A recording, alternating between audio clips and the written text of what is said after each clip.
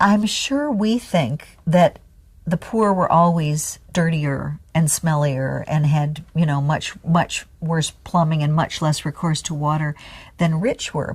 But as a matter of fact, this is a relatively modern distinction, and so modern that in the 1840s, Thackeray, in a novel, coined this term, the Great Unwashed. If Thackeray had lived 100, and definitely if he'd lived 200 years earlier, one of the dirtiest bodies in the kingdom would have been that of the king's body. And this was because up until somewhere at the end of the 18th century, when people feared water so much, since the king's body was the most precious body in the kingdom, the king had to be kept from water more than peasants or middle-class folk or anything like that. So Louis XIV, for example, who lived a very long life and was a very athletic guy, in his long life he was given a bath twice under severe restrictions, and with all of his royal doctors and evidence. He dabbled his hands in a little spirits of alcohol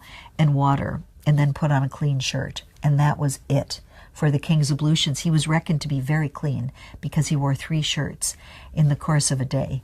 So once things began to change, beginning around the middle of the 18th century and then really changing in the 19th century, plumbing came in. A large percentage of London houses, England was very advanced on this, had indoor plumbing by the 1830s or 1850s. The educated middle classes and the kind of progressive branches of the aristocracy took to washing. And all of a sudden, there was this new divide. The poor got dirtier, the rich got cleaner, and it became a way to divide them.